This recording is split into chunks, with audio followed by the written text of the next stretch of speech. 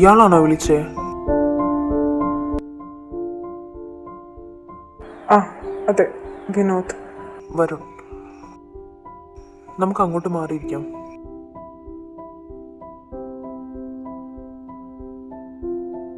ഗൗതമിയെ പരിചയമുണ്ടോ? അതോ എവിടെയെങ്കിലും വെച്ച് കണ്ടോ? ആക്ച്വലി ഞാൻ ഈ കുട്ടി അന്വേഷിച്ച് വന്നതാണ്. ഇത് ഗൗതു അല്ലല്ലോ. ഇത് ഗൗതുവിൻ്റെ ട്വിൻ സിസ്റ്റർ അല്ലേ? പേരെനിക്കറിയില്ല. പല്ലവി. ഒറ്റ നോട്ടത്തിൽ ഗൗതു ആണെന്നേ പറയൂ, പക്ഷെ അവളുടെ കണ്ണ്. പല്ലവി മിസ്സിംഗ് ആണ്. ഇപ്പോൾ 2 വർഷം കഴിഞ്ഞു. എന്ത്? അവൾ മാത്രമല്ല, അവളുടെ അച്ഛനും അമ്മയും മിസ്സിംഗ് ആണ്. അപ്പം ഞാൻ വിചാരിച്ച പോലെ തന്നെ.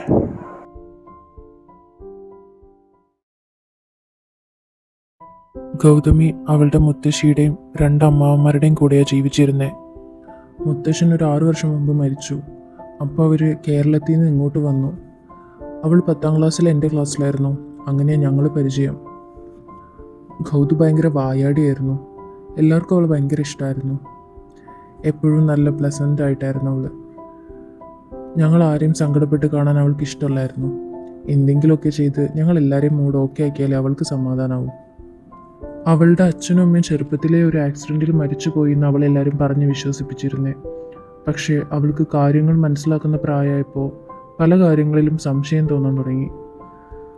അച്ഛനും അമ്മയും മരിച്ചെന്ന് പറഞ്ഞെങ്കിലും അവൾ അവളുടെ അച്ഛൻ്റെ ഫോട്ടോ ഇതുവരെ കണ്ടിട്ടുണ്ടായിരുന്നില്ല. മുത്തശ്ശീനോട് ഇതേപ്പറ്റി ചോദിക്കുമ്പോൾ എന്തെങ്കിലും പറഞ്ഞൊഴിയുമായിരുന്നു. പിന്നീട് അവളുടെ മൂത്ത അമ്മാവൻ്റെ മോനുമായി ഗൗതുവിൻ്റെ കല്യാണം ഉറപ്പിച്ചു. അവൾക്കതിന് താല്പര്യക്കുറവൊന്നും ഉണ്ടായിരുന്നില്ല. മനുവിനെ അവൾക്ക് ചെറുപ്പം മുതലേ അറിയുന്നതായിരുന്നു. അവരുടെ എൻഗേജ്മെൻ്റ് അടുപ്പിച്ച് അവരവളെ കൊണ്ട് എന്തൊക്കെയോ പേപ്പേഴ്സിൽ ഒപ്പിടാൻ ആവശ്യപ്പെട്ടു. അതിൽ അവൾക്ക് പല സംശയങ്ങളും തോന്നിത്തുടങ്ങി. അന്ന് അവൾ അത് ഒപ്പിടാൻ വിസമ്മതിച്ചു. അവൾക്ക് സംശയം തോന്നിക്കേണ്ട എന്ന് വെച്ചിട്ടാവും അന്ന് അവരവളെ അതിന് കൂടുതൽ നിർബന്ധിച്ചില്ല. പിന്നീട് മനുവും അവൻ്റെ അച്ഛനും കൂടെ സംസാരിക്കുന്നത് അവൾ കേൾക്കാനിടയായി. അവളുടെ മുത്തശ്ശൻ്റെ ഭൂരിഭാഗം സ്വത്തും ഗൗതുവിൻ്റെ അമ്മയുടെ പേരിലാണുള്ളതെന്നും അമ്മയുടെ മരണശേഷം അത് ഗൗതുവിൻ്റെ പേരിലാവുമെന്നും ആ സ്വത്തിനു വേണ്ടിയാണ് ഈ കല്യാണം പോലും നടക്കുന്നതെന്നും. അന്ന് അവൾ ആകെ തകർന്നുപോയി. അവൾ ഇതിനെപ്പറ്റി അവളുടെ മുത്തശ്ശിയോട് ചോദിച്ചു. മുത്തശ്ശി, എന്താ ഇതിൻ്റെയൊക്കെ അർത്ഥം? എല്ലാവരും കൂടെ അറിഞ്ഞിട്ടാണോ ഇത്? എൻ്റെ മോളെ, ഇനിയും നിന്നോട് ഇത് മറച്ചു വെക്കാൻ എന്നെ കൊണ്ടാവില്ല. ഈ 10-20 വർഷം ഞാൻ അനുഭവിച്ച വേദന ഇനിയെങ്കിലും നീ അറിയണം മോളെ. എന്താ എന്നോട് മറച്ചു വെച്ചേ? മോളെ, നിൻ്റെ അച്ഛനും അമ്മയും ജീവനോടെയുണ്ട്. നിനക്കൊരു അനിയത്തി കൂടെയുണ്ട്. നിങ്ങൾ ഇരട്ട കുട്ടികളാ. മുത്തശ്ശി, എന്താ എന്നോട് ഇത്രയും കാലം പറയാതിരുന്നേ? നിൻ്റെ അമ്മാമ്മമാർ പേടിച്ചിട്ടാ മോളെ. നിൻ്റെ അമ്മ നിൻ്റെ അച്ഛനെ സ്നേഹിച്ചതും കല്യാണം കഴിച്ചതും അവരുടെ അഭിമാനത്തിനെതിരായിരുന്നു. എൻ്റെ ഗൗരിമോൾ എവിടെയായിരുന്നാലും സന്തോഷമായിട്ടിരുന്ന മതിയെന്ന് എനിക്കുണ്ടായിരുന്നുള്ളൂ. നിൻ്റെ അമ്മാവന്മാരും മുത്തശ്ശനും എങ്ങനെ ആയാലും അവരുടെ ബന്ധം സമ്മതിക്കാതെ വന്നപ്പോൾ അവൾ നിൻ്റെ അച്ഛൻ്റെ കൂടെ ഇറങ്ങിപ്പോയി. ഇവർ പലയിടത്ത് അന്വേഷിച്ചെങ്കിലും കണ്ടു കിട്ടിയില്ല. എനിക്കെൻ്റെ മോളെ കാണാൻ ഒരുപാട് ആഗ്രഹം ഉണ്ടായിരുന്നു. പിന്നീട് 20 വർഷങ്ങൾക്ക് മുമ്പാണ് അവരെ പറ്റിയൊരു സൂചന നിൻ്റെ അമ്മാവന്മാർക്ക് കിട്ടുന്നത്. അവരെ കൂട്ടിക്കൊണ്ടുപോകാനെന്നായിരുന്നു എന്നോടന്ന് പറഞ്ഞിരുന്നത്. പക്ഷെ അവരുടെ ഉദ്ദേശം മറ്റൊന്നായിരുന്നു.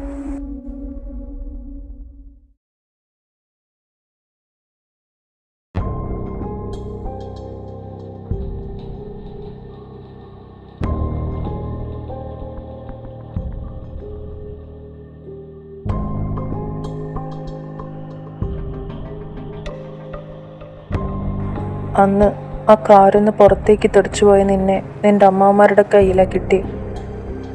ബോധം നഷ്ടപ്പെട്ട നിൻ്റെ അച്ഛനും അമ്മയും പിന്നീട് നിന്നെ അന്വേഷിച്ച് അവിടെ വന്നിരിക്കാം. നീ മരിച്ചെന്ന് വിചാരിച്ച് കാണും.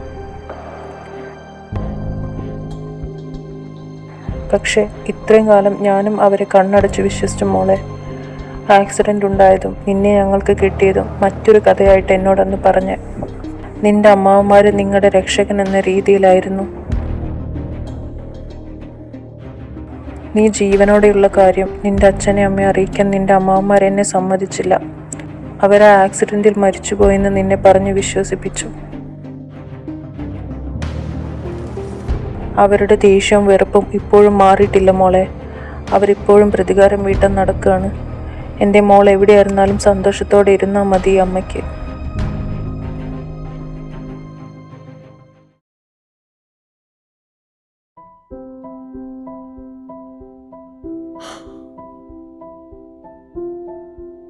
അവൾ ഇത്രയും കാലം കൂടപ്പിറപ്പെന്ന് കരുതിയവരൊക്കെ അവളെ ചതിക്കുകയാണെന്ന് തിരിച്ചറിഞ്ഞപ്പോൾ അവൾക്ക് സഹിക്കാവുന്നതിലപ്പുറമായിരുന്നു. അവൾ ഇതേപ്പറ്റി അവളുടെ വലിയമ്മാവനോട് ചോദിക്കാൻ തന്നെ തീരുമാനിച്ചു. അന്ന് അവർ തമ്മിൽ ഒരുപാട് വാക്കുതർക്കമുണ്ടായി. വാശിപ്പുറത്ത് അവൾ ആ വീട്ടിൽ നിന്ന് ഇറങ്ങി. അന്ന് അവൾ നേരെ എൻ്റെ വീട്ടിലേക്കാണ് വന്നേ. നടന്നതല്ലേ എന്നോട് പറഞ്ഞു. പിറ്റേന്ന് തന്നെ അവൾ അവളുടെ ഫാമിലിയെ പറ്റി അന്വേഷിക്കാൻ കേരളത്തിലേക്ക് പോകാൻ ഒരുങ്ങി. ഞാൻ കൂടെ വരാമെന്ന് ഒരുപാട് പറഞ്ഞിട്ടും അവൾ കേട്ടില്ല. മുത്തശ്ശിയെ എന്നെ നോക്കാൻ ഏൽപ്പിച്ചിട്ട് അവൾ കേരളത്തിലേക്ക് പോയിട്ട് 4 ദിവസത്തോളം അവൾ എന്നെ കോണ്ടാക്ട് ചെയ്തിരുന്നു. ബട്ട് പിന്നീട് ഇപ്പം 3 മാസം കഴിഞ്ഞു. ഇതുവരെ ഒരു വിവരവും കിട്ടിയിട്ടില്ല. ഞാനൊരു കാര്യം ചോദിച്ചാൽ റോങ് ആയിട്ട് എടുക്കരുത്. എന്താ? ഈ ഗൗതമിയുടെ ലെഫ്റ്റ് ഹാൻഡിന് എന്തേലും? ആ, ചെറിയൊരു വളവുണ്ട്. കുഞ്ഞിലെ ആ ആക്സിഡൻറ്റിൽ പറ്റിയതാ. ഓ, ഇയാൾക്ക് ഇങ്ങനെ അത്?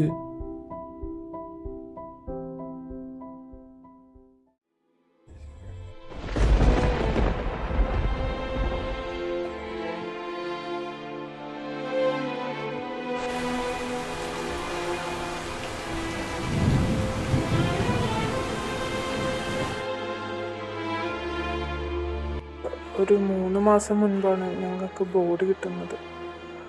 ID പ്രൂഫൊന്നും തന്നെ ഉണ്ടായിരുന്നില്ല. ആക്സിഡൻ്റ് ആയിരുന്നു. ഞങ്ങൾ പല്ലവിയാണെന്നാണ് ഇത്രയും കാലം കരുതിയിരുന്നത്. ബട്ട് ഈ പറഞ്ഞ ബോഡി ഫീച്ചറൊക്കെ ഇപ്പോഴാണ് ശ്രദ്ധിച്ചത്.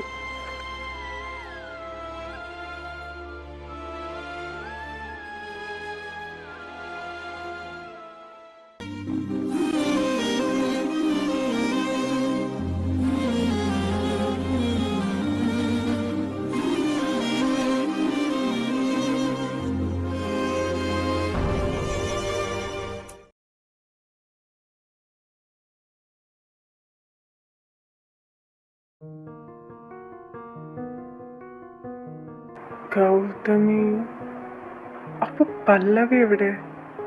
അവൾക്ക് എന്താ സംഭവിച്ചേ? അവളുടെ അച്ഛനും അമ്മയും എവിടെ?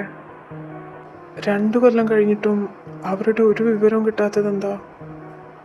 ഒന്നുറപ്പാ, ഗൗതമിയുടെ മരണത്തിനും പല്ലവിയുടെ മിസ്സിങ്ങിനും പിന്നിൽ അവരുടെ അമ്മാവന്മാർക്ക് ചെറിയൊരു പങ്ക് പോലും ഉണ്ടാവാതിരിക്കില്ല. അതറിയാൻ എന്താ ഒരു വഴി? താനിതുവരെ ഉറങ്ങിയില്ലേ? ഹേയ്, ഉറക്കം വന്നില്ല. എനിക്കും. അവരുടെ അമ്മാവന്മാരായിരിക്കും ഇതിനു പിന്നിൽ. ആണ്, എനിക്ക് നന്നായിട്ട് അറിയാം. പക്ഷേ എനിക്ക് ഒറ്റയ്ക്കൊന്നും ചെയ്യാൻ കഴിഞ്ഞില്ല. അവർക്ക് പാർട്ടിയിലും ഫോഴ്സിലുള്ള ഹോൾഡ് തനിക്ക് അറിയാത്തത് കൊണ്ടാണ്. ഗൗതം മിസ്സിംഗ് ആയ സമയത്ത് ഞാൻ കേസ് ഫയൽ ചെയ്യാൻ വേണ്ടി പോലീസ് സ്റ്റേഷനിൽ പോയപ്പോൾ അവരെന്നെ പ്രതിയാക്കാനാണ് ശ്രമിച്ചത്. അയാളൊക്കെ ഈ ശേഖരൻ്റെ വലങ്കൈയാണ്. അയാളുടെ പേരെന്താ? എസ്ഐയുടെയോ? സെബാസ്റ്റ്യൻ. സെബാസ്റ്റ്യനോ?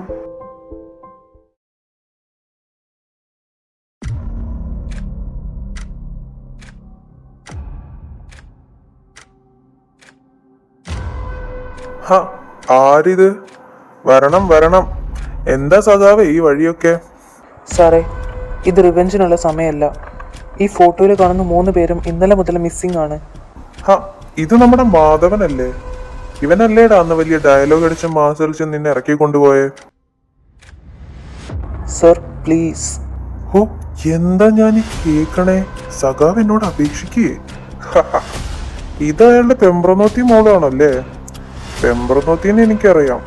ഈ കൊച്ചിനെ ഞാൻ ഇതുവരെ കാണാതെ പോയല്ലോ. കൊച്ചു തൊട്ട പൊട്ടുന്ന പ്രായമാണല്ലോടാ. തെണ്ടിത്തരം പറഞ്ഞാണ്ടല്ലോ.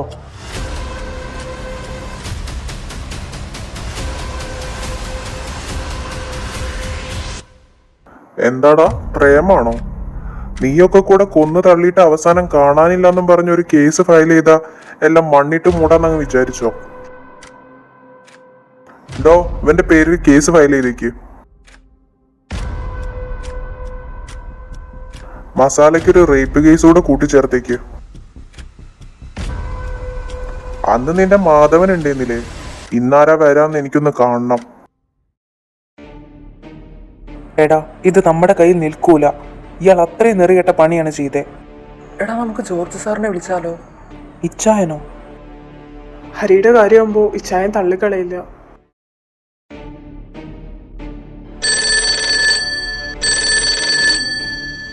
ആരാന്ന് നോക്കടോ, ഇനി ഇങ്ങനെ പലയിടത്തുനിന്നും കോള് വരും. ഹലോ ജോർജ് സാറാ? ഏത് ജോർജ്? മിനിസ്റ്റർ.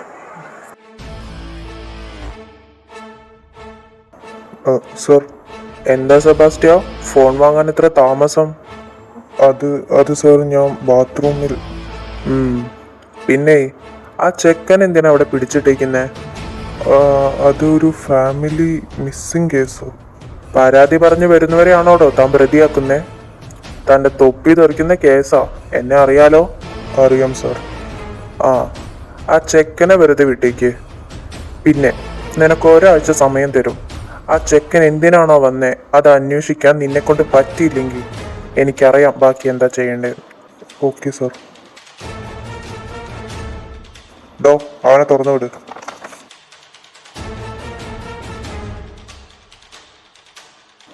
ഇവന്റെ പരാതി എന്താണെന്ന് ചെയ്തു വാങ്ങിക്കുക.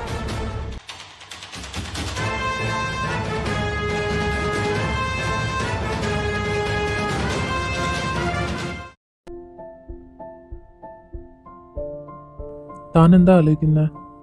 ഹേ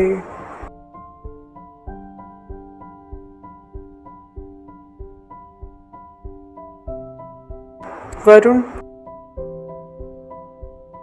ഹായ്. ഇതാണ് വരുൺ.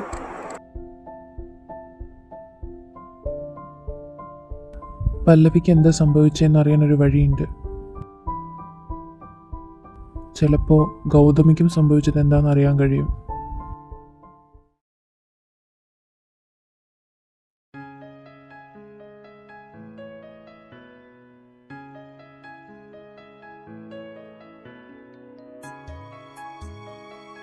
എന്നാലിത് വല്ലാത്ത കഷ്ടായി പോയി. ആ ചെക്കന് വേറെ ബന്ധമുണ്ടെന്നാ പറയുന്നേ. എനിക്ക് പിന്നെ ആ ചെക്കനെ നേരത്തെ പറഞ്ഞുകൂടിയെന്നില്ലേ, വെറുതെ ആ കുട്ടീൻ്റെ ജീവിതം കളയാന്.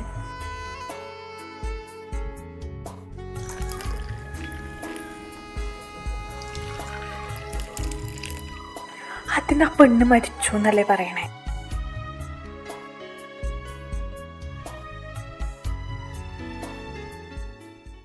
മൂന്നിനും രാവിലെ ഒരു പണിയില്ലാഞ്ഞിട്ടാണ് ഇങ്ങോട്ട് കെട്ടിയെടുത്തേ. വേണി, അമ്മ ഒന്നും മിണ്ടാതിരുന്നേ. എനിക്കൊരു വിഷമമുള്ള ഈ കല്യാണം മുടങ്ങിയതിന്. അതുകൊണ്ട് എന്നോർത്ത് ഇവിടെ ആരും സങ്കടപ്പെടേണ്ട കാര്യമൊന്നുമില്ല. മോളെ എന്നാലും അവൻ മതിയാക്ക്, ഒന്നിറങ്ങി പോയി തരും എല്ലാവരും.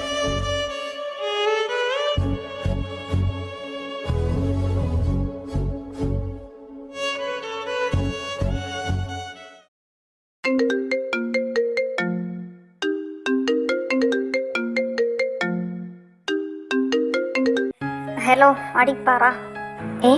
എന്താ പറ്റി? നീ ഓക്കെ അല്ലേ? ഇവിടെ രാവിലത്തെ ഓരോരുത്തർ കെട്ടിയെടുത്തിട്ടുണ്ട്. മനുഷ്യൻ്റെ ഉള്ള സമാധാനം കൂടെ കളയാൻ. നാട്ടുകാര്. അതൊക്കെ പോട്ടെ, നീ എന്താ വിളിച്ചേ? സാരല്ല, നീ അത് വിട്. ഹരിയേട്ടനിപ്പോൾ എങ്ങനെയുണ്ട്? ഹരിയേട്ടനിപ്പോൾ കുഴപ്പമൊന്നുമില്ല. ഇന്ന് റൂമിലോട്ട് മാറ്റിയിട്ടുണ്ട്. ഹരിയേട്ടനിങ്ങനെ ചെയ്യാൻ ഞാൻ കാരണമാണല്ലോ എന്ന് ആലോചിക്കുമ്പോഴാ. നീ എങ്ങനെയടി കാരണമാവുന്നേ? നിനക്ക് അങ്ങനെ കല്യാണം കഴിക്കണമെന്ന് നീ വാശി പിടിച്ചോ? ഇല്ലല്ലോ. നിന്റെ ആ മുത്തശ്ശി ഉണ്ടല്ലോ, 34 പറഞ്ഞാൽ മതി.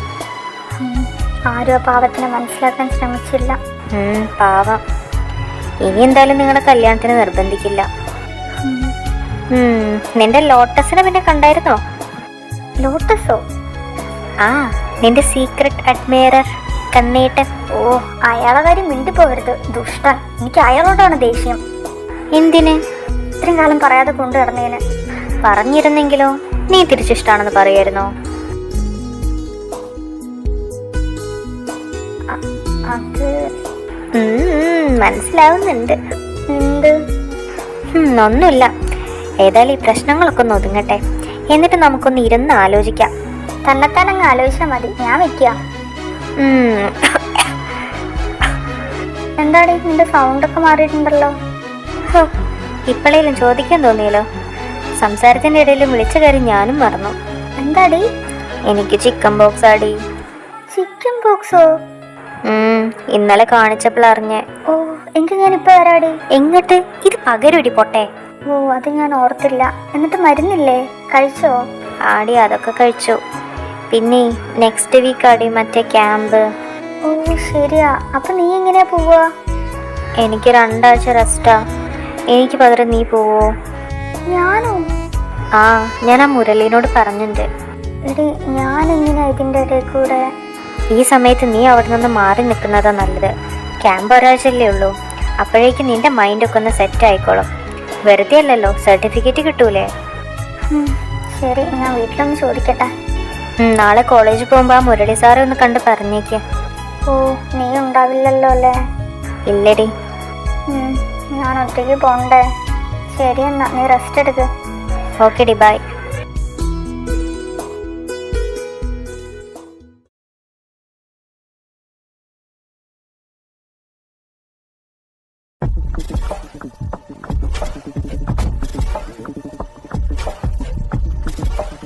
ഹരി, അതാണ് ആള്.